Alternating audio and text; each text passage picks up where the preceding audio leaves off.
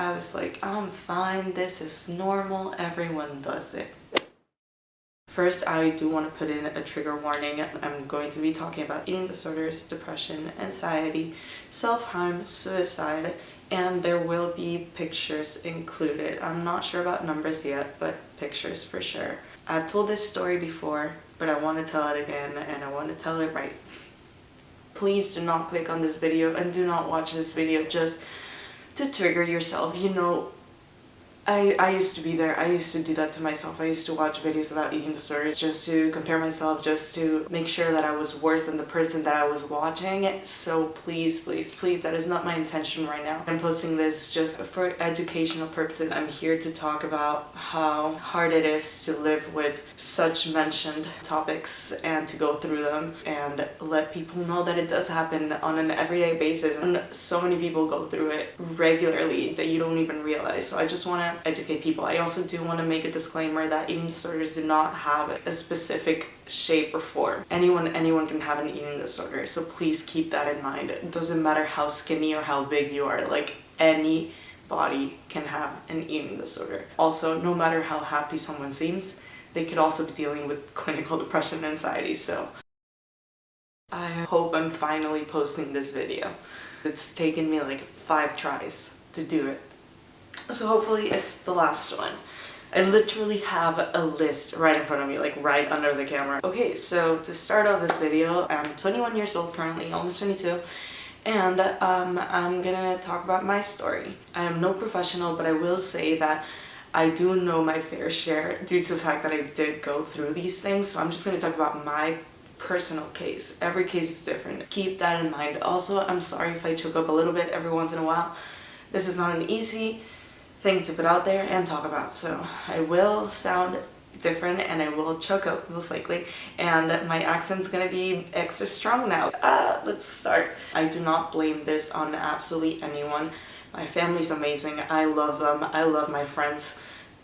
There's absolutely no one to blame, okay? I grew up in Mexico my first 12 years, so throughout my childhood, we were always a family that had very large expectations. So because of that, we restricted ourselves a lot from different things, not just food, and we maintained ourselves in certain positions, if that made sense. We always had certain expectations of each other and of ourselves. We restricted ourselves from having certain foods X amount of times a day or X amount of times a month. We also worked out a lot. We tried out possibly like 10 different sports, my sister and I, before we turned 10. So you can have an idea of what our childhood was like. Oh, I'm shaking.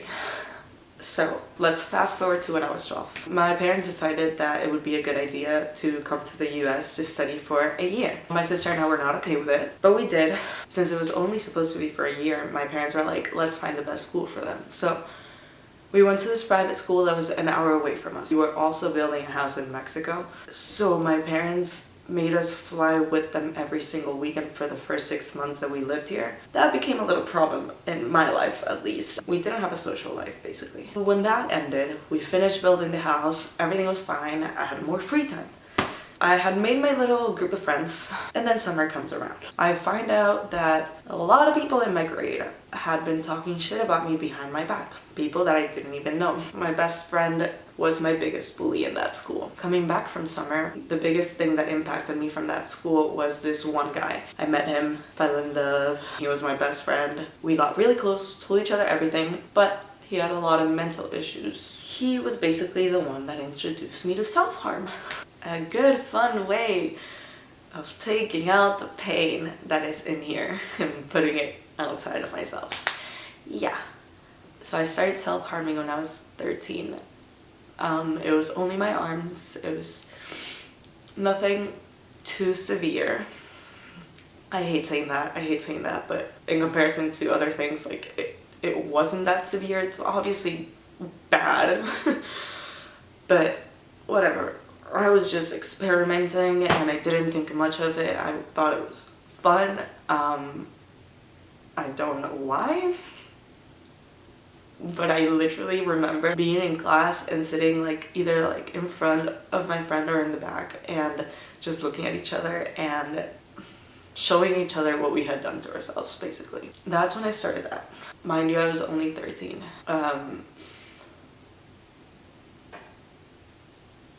I became really, really, really depressed and started to take my feelings out on my body and on food, so I began to eat a lot more than usual. I was also going through puberty, so this whole thing hit me a lot worse. So I finished 6th grade and 7th grade in that school, and my parents were like, okay, like, she seems like she's not doing too well over there, like, we also want them to have a social life, and we apparently are staying in the US. So we switched to a closer school, and I really liked it there. I actually did. Met a lot of friends that I love dearly, don't talk to much anymore, but I still love dearly and always will. But I was still very much in touch with this one guy, and I was still very much self-harming. This is about the time that I began having suicidal thoughts. I never tried to actually go through with it, but it was definitely in my mind every single night that I went to bed. I would just think to myself, what if, like, if I'm just not here,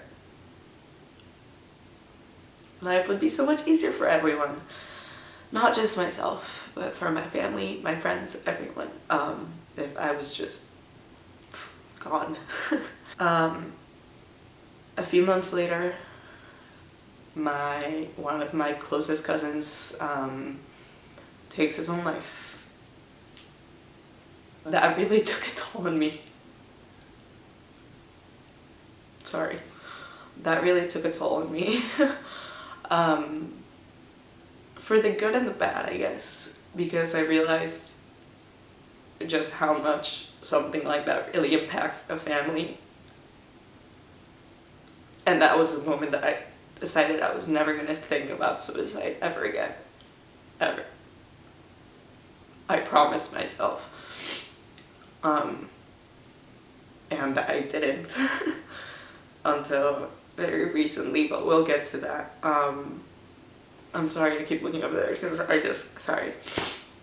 That happened, and my depression got way worse.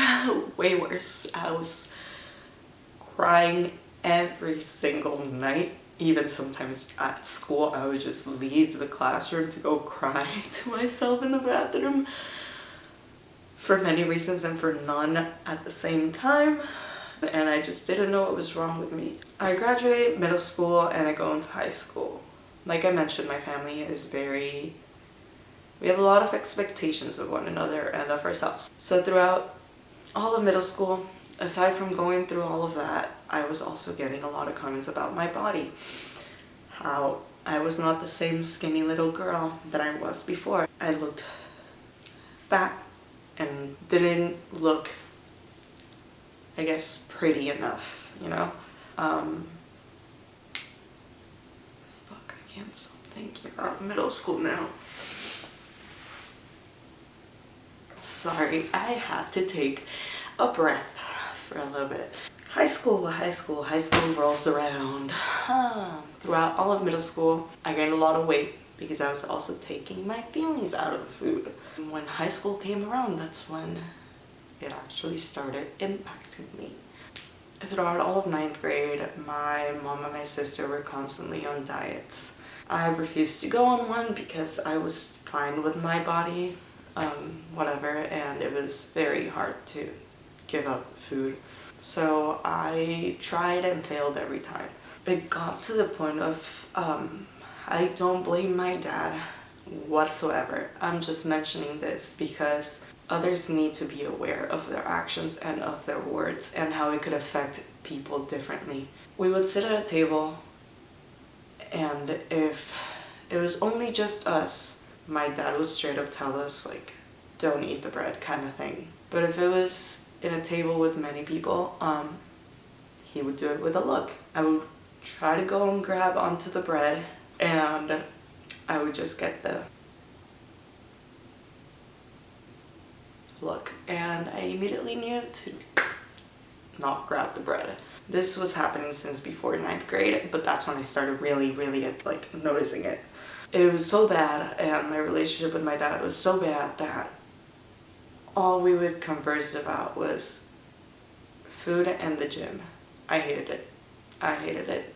Halfway through 9th grade, I decided that I could actually go through with a diet, and I did. I started doing those like smoothie diets and like juice diets and like just like a bunch of those diets, like stupid ass things that are put on the internet and do not work and only, I hate them, whatever. I just started doing all of those stupid things, and I lost a little weight, and by a little I mean like I shed like max like 5 pounds possibly, until summer. Summer came about. This is a fun time. I signed up for a program with my school in which we went to Spain for a month. In this time, I found the greatest thing I could possibly have found. Making myself throw up. So fun. It was not that often. And by not that often, I mean possibly like 4 times a week. It picked up really fast. I didn't think anything of it. That's the sad thing. I thought that was normal. I thought everyone did this. I just went out with my friends, ate my paella, and came back and threw it all up. Because why not, right? Like, easy way of enjoying food, yet not gaining the weight. I also remember one of my friends back then asking me if I had done that. And I said no, I refused. So I'm guessing like part of me knew that it wasn't okay, but I wasn't admitting it to myself. The month goes by, I end up throwing up pretty much most lunches and dinners, and then my family comes and we go on our yearly family trip. On this family trip, the whole cycle continued. I still did it, whatever. The trip ended, we were heading back home, coming back to Miami. We were at the London airport, and it was like calling me, dude. Like, I'm not kidding. The whole airport had big ads of this little magic powder that would stop you from eating and gaining weight.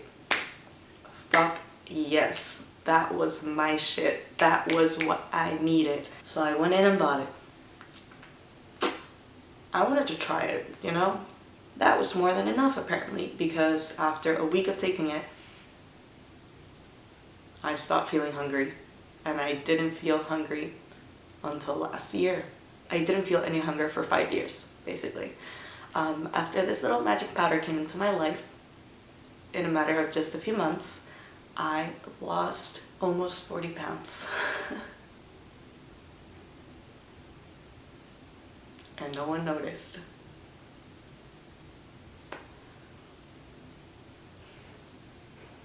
I was tired all day, pretending all day, and crying all night.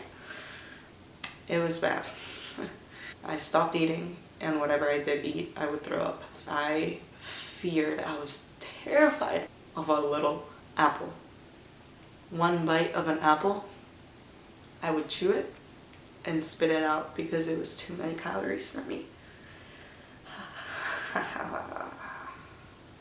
This went on for many years, until senior year came around and I discovered a new trick. I wanted to eat, but I didn't want to gain weight. So that's when binging and purging started. Bulimia. It wasn't that often, honestly, but it escalated pretty quickly. It was something that I would do at night. I would sneak out of my room after my parents were asleep, grab tons of food, go into my room, and just binge as much as I could, and throw it all up. No one realized because everyone was sleeping, obviously. I was very careful and sneaky about it. This was also a really hard year for me because I had a lot of problems with some friends that I loved dearly, and it really hit me. I started self-harming again after 3 years of not trying it. So I had stopped during 9th grade because I had found my new outlet. I had found my eating disorder. No one realized. Super in denial. I graduate, go to college, go to New York, My boyfriend goes to New York as well, so that was great. And it only took me 3 weeks to go from once a day of binging and purging to missing classes just so I could do it throughout the day as well. I would wake up at 7 a.m. around there and go to bed at 3 a.m. because I just wanted to spend the whole day binging and purging. I legitimately mean stuffing my face until the point that I felt like my stomach was about to burst and I had a headache and I was dizzy and about to pass out. Going to the bathroom, throwing up, coming back out, and doing the same thing all over again. When my roommate wasn't home, those were my favorite times. Not because I didn't like her, I love her, but because I could focus on my little hobby. And even if she was there, I would do it. Fuck. I'm so sorry, Sophie, if you're watching this. It got bad. It got really, really bad. My heart was in danger. I could have died at any second. The whole time that I was there for the first semester of college, my boyfriend of the moment kept on insisting that I go to therapy, but I always found an excuse to it. I completely stopped going to classes completely. So obviously I ended up failing one class and I didn't know how to tell my family about it. I wasn't going to tell my family about it. The morning of Christmas Eve, 24th of December, we were in Mexico about to get ready so we could head to my grandparents' house because that's where we were all celebrating. My boyfriend calls me and he's like, if you don't tell your family right now, I will. And I didn't want my family. I didn't want my family to know something was wrong with me. But I had to. And it's the best thing I could have done. It took me 3 hours between ongoing panic attacks to finally get the words out. I just kind of said random words to my mom until she understood that I was saying that I had an eating disorder. It was bad. It was really bad. We're from Mexico. We don't deal with mental health. That's not a thing. My dad was very disappointed because he thought that I was making it up as an excuse to my failing grade. I heard things that I never want to hear ever again because it took a while to comprehend what I was going through. I cried a lot. Went to Christmas and had Christmas Eve dinner and had to act like nothing had happened. Had to take family pictures while I was just dying inside. A few weeks go by and we go on a trip and everything to the beach. My family was taking care of me, watching me, making sure that I wasn't throwing up. Eating disorders are sneaky fuckers. I found my way around everything. I was still doing the same exact thing. When winter break ended, I had to go back to New York for school. And my parents were like, okay, like your mom's gonna go with you and you guys are gonna go to the doctor and like see what's up. We went to the doctor in February and it was a specialist in eating disorders. She straight up looked at me and told me, I don't even have to take blood out or weigh you or anything to know that you need to go into inpatient right now. I said, haha, no, I'm not leaving New York, I'm not leaving school. Everyone will know. And I refuse to go there because I'm not that sick. I can just go to a regular therapy once a week. She laughed at me, took blood out, got all the results. I was extremely walking on a thin line. And by thin, I mean, if I had not gone, who knows if I would be here. We settled on outpatient 3 times a week. So basically, it was a program in which I would go 3 hours a day, 3 times a week. It was with 2 other girls. They would do a group of certain type of therapy. The second hour would be for lunch, and then the last hour would be for reflecting and for you to be watched after eating. I can honestly say that mentally I got better because now I wanted recovery. I didn't before, but I was leaving this place and it was right in front of a Whole Foods. I would go to Whole Foods, buy my fair share, and come back and do the same thing all over again. The 3 days increased to lunches most of the rest of the days. It was supposed to be a 6-week program.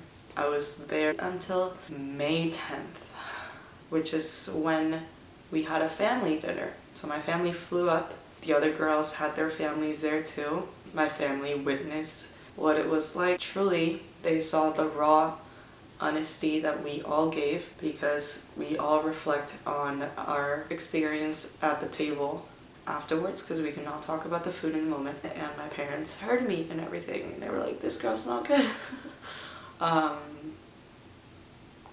They took me out, called me in with my family for therapy, broke the news that I already knew were coming.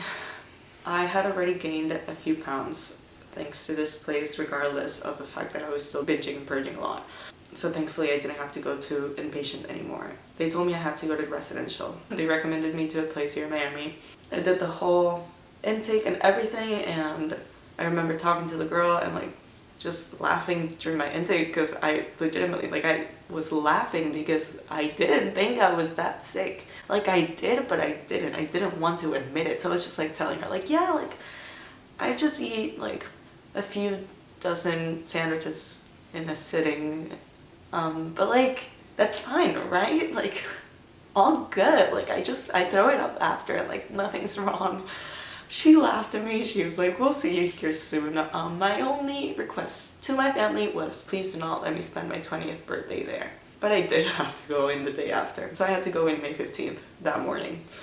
I spent my whole day crying. My friends came over, had a little thing, and they had to leave because I was just bawling my eyes out because I knew the next day was going to be terrible. My friends didn't know where I was going. My friends didn't know what was happening. Only my boyfriend did.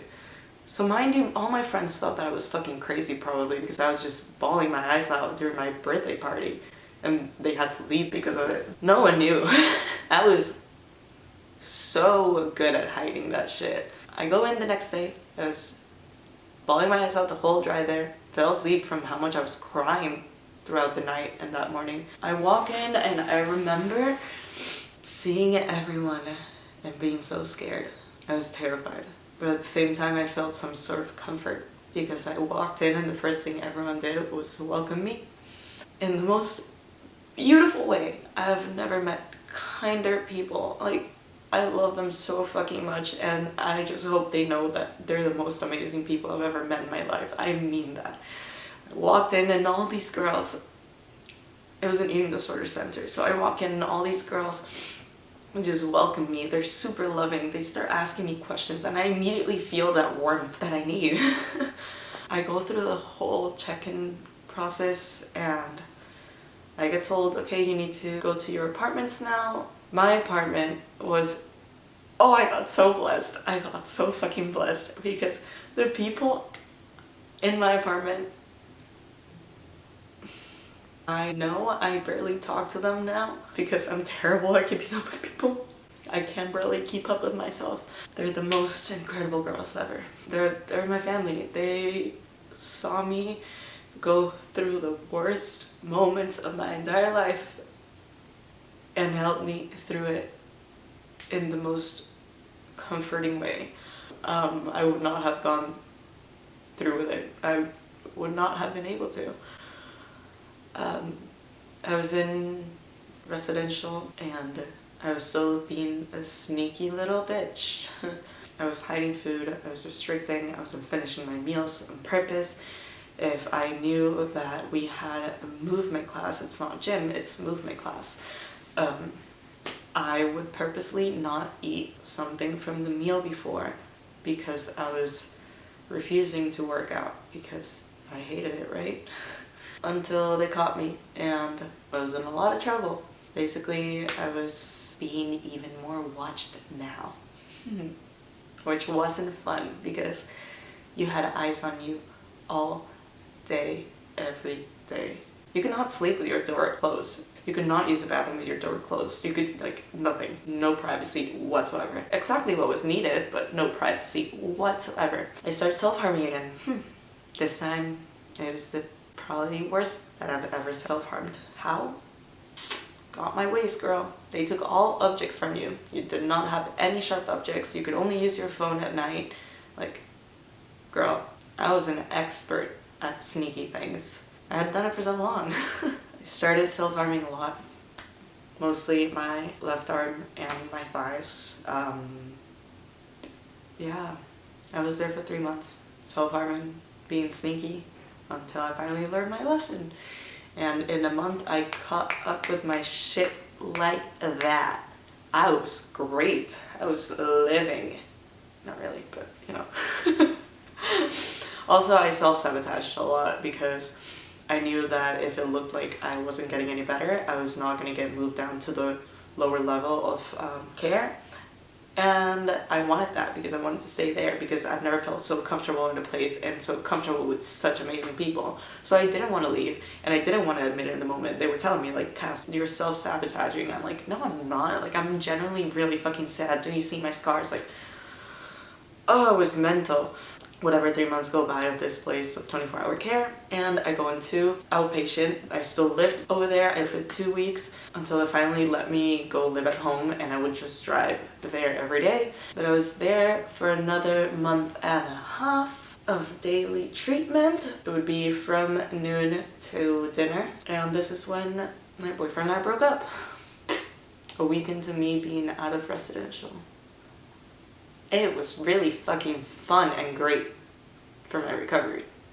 I got bad. I started once again self-harming, hating myself, crying every single day, all day, in front of everyone for so long. But it was also a great place to break up with your boyfriend, I guess, because I was having therapy like however many times a week, so I guess it was like terrible for my recovery, but at the same time it was great. I don't know. After a while, I was doing amazing. I got put on a lower level of care, and that's how it kept going. Whatever. I was there in a total of 6 months between residential and outpatient. I came home. I was here for a few months before I had to go back to college because I was going back to college as I had already taken a semester off. So that was great. I go back to college and I started getting really depressed again. Really lonely. I once again did not do great in classes. I failed a few because I was just not, I couldn't do it. I couldn't be up there alone and go through life regularly after having gone through what I just went through. I finished a semester, came back to Miami, and my family and I decided that I would move to Mexico. I started college there, but a few months ago I did have a bad relapse in which I was once again binging and purging and self-harming. I was admitted to a hospital for 3 days. I could not leave, and I was on watch because I was a danger to myself. After that, it was hard to bounce back, but I was still finding my ways to binge and purge and self-harm until I caught myself, and now we're here. Vacations came around, and that really helped me. That really helped me ease my mind. That really helped me with my eating. It hasn't been that long, but the relapse is done. I'm not saying it's not gonna happen again because you know these things are a roller coaster, but I did want to be honest about the fact that I have relapsed once already, and I don't want to hide it because there's no shame in it, even though I feel it. It happens. Please, please guys, seek help as soon as you notice any sort of negative feeling. Please do. It's the worst to go through so much alone for so many years. Please reach out to me if you want to. We can talk about it. I can help you a little bit. I'm no professional, but like I've been through this, so we can talk about it and relate. It's always good to talk to someone who knows what you're going through. I'm gonna link some helplines below. I'm gonna also put my social media and everything, so if you wanna hit me up, please do so. Thank you for watching. I'm gonna keep you guys updated if you guys want to. You can ask me anything you want. I'm an open book. Thank you so much for watching.